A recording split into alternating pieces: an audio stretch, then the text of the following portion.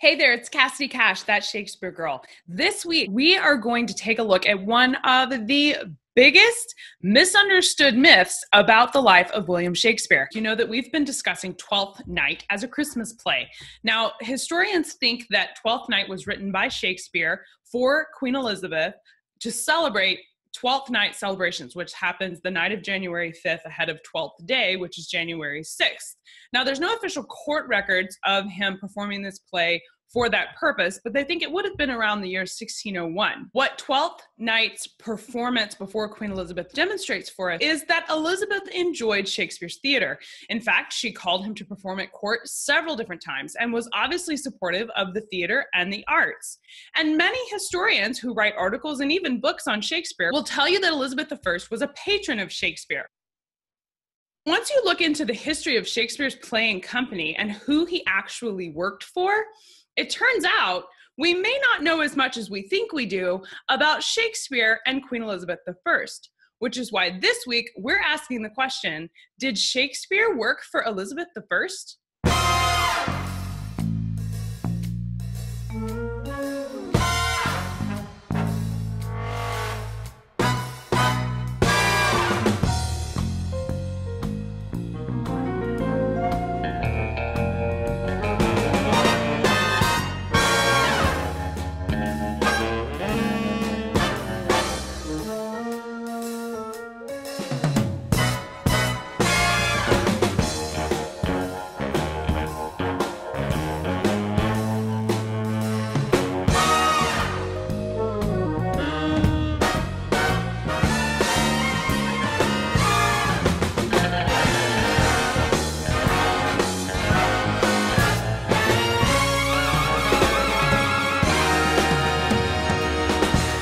Was popular in the 17th century England, and theater companies were traveling around in the 1500s and the 1600s. They would go around to towns performing plays, and it was this popular thing to do. It was a popular form of entertainment. And one of the towns that theater companies would commonly visit was Stratford-upon-Avon.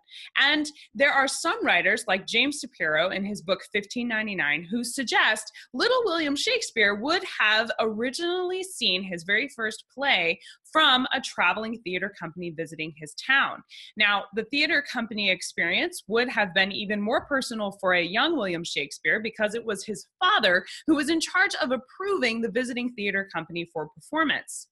So it's suggested that not only was the visiting theater company performing a play a powerful experience for a budding playwright, but it could have been the place where Shakespeare made some of his key connections, like meeting people such as Richard Burbage, that would go on to play such a pivotal role in his career once he arrived in London. Once Shakespeare did arrive in London, one of the popular theater companies of the time were the Queen's Men. Elizabeth I had essentially put together this company of players after two of her courtiers got in a fight over who was going to impress her most. And you had this one guy who said it was his company that was going to be best, and you had this other guy who said it was his company that was going to be best. And Elizabeth said, you know what, I'm going to do my own, and mine's going to be the best. So she put together the Queen's Men, and they were fantastic. For much of the 1580s, they dominated the theater industry. They were the best and they were the most popular. They were huge. To be a theater company in Shakespeare's England, two things had to be true. First, you had to claim that you were at least practicing for performance before the Queen. It was illegal to play act on stage if you weren't practicing to present before a monarch. Secondly, theaters had to be legitimized by working in service of a nobleman whose job it was to essentially say, these guys don't need to be put in jail. They're working for me, and I say that they're legitimate. Shakespeare's playing company was legitimized by the Lord Chamberlain. They were originally formed in 1594, and the Lord Chamberlain at that time was Henry Carey. Henry Carey was patron of Shakespeare's company for 2 years, and he died in 1596. When he died, his son George took over, but George wasn't the Lord Chamberlain yet. So for 1 year, from 1596 to 1597, Shakespeare's playing company was actually called the Lord Hudson's Men. Now, once George was promoted to be officially the Lord Chamberlain, Shakespeare's company went back to being called the Lord Chamberlain's Men once again. Now, the interesting part of all this story is that while Elizabeth was obviously supportive of the theater and supportive of Shakespeare himself, she was never actually a patron of his playing company. So the answer to this week's question is a firm no. Shakespeare did not work directly for Elizabeth I. She was not his patron. Throughout the 1580s, the Queen's Men were the playing company that ruled the theater. They dominated the industry until the early 1590s, when London was hit very badly with the plague. Bubonic plague swept through London and wiped out a huge portion of the population, including a lot of the theater companies. By royal decree, London playhouses were completely shut down. In addition to wiping out a huge portion of the general population, a lot of the theater companies were left in tatters. They were decimated, including Elizabeth's company, the Queen's Men. Once the actors were reassembled, most of them went to work for the Lord Chamberlain's Men with Shakespeare or the Lord Admiral's Men. The Queen's Men would never rise back to the level of popularity they had enjoyed in the 1580s, and they were effectively dissolved. While the Queen's Men were on their way out, the Lord Chamberlain's Men were on the rise. Shakespeare was very strategic. He took advantage of this horrible event and turned it into an opportunity, like any good entrepreneur would, right?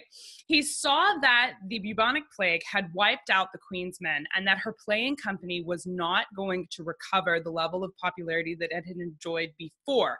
But that didn't mean that Queen Elizabeth quit caring about the theater or that her purposes were not still a high priority for her. So you can see in Shakespeare's work and the plays that he chose to perform and the choices that he makes that they are very intentional about paying attention to his target audience and filling the void to solve a problem specifically for Queen Elizabeth, which is why I think so many people see her as a patron of Shakespeare, basically because you can tell she would have been fully supportive of what he was trying to do. And Shakespeare's company avoided a lot of the political turbulence and scandals that were hitting a lot of the other playing companies. And I think it's in part because Shakespeare paid attention to what the Queen wanted to see, and he gave her exactly what she wanted and served her a lot like she was a patron of his playing company, even though officially she was not. Now, Queen Elizabeth was a powerful force in Shakespeare's career. Obviously, her support was highly valuable to his success, and at any point she could have shut him down or kicked him out or killed him, you know, if she decided she didn't like what he was doing. So it's not that Elizabeth wasn't hugely influential over Shakespearean theater, because she was. But the interesting fact is that all this time, so many people who study Shakespeare have been saying that she was a patron of Shakespeare, when in fact, that's just not true. Now, we can't know why Elizabeth didn't pick up the Lord Chamberlain's Men. I mean, she could have assumed their playing company, given them her name, the same way James I would when he came to the throne in 1603. Shakespeare's playing company came under the patronage of James I and became known as the King's Men.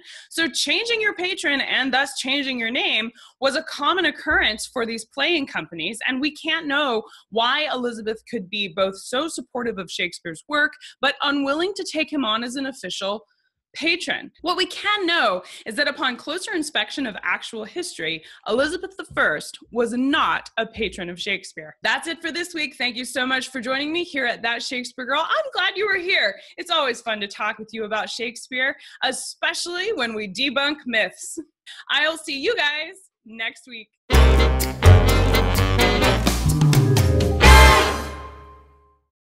As always, the best conversation happens in the comments below or over on castycast.com. Each episode of That Shakespeare Girl has show notes full of links to the books I mentioned, as well as a downloadable research guide that you can grab over on the website. So look over there and please tell me a comment about what do you think about Elizabeth being a patron of Shakespeare. Don't forget to like and subscribe if you like this video, so you'll be sure to see all of the future ones. We do videos like this one each week here at That Shakespeare Girl, and I wouldn't want you to miss a thing. Talk soon. Bye-bye.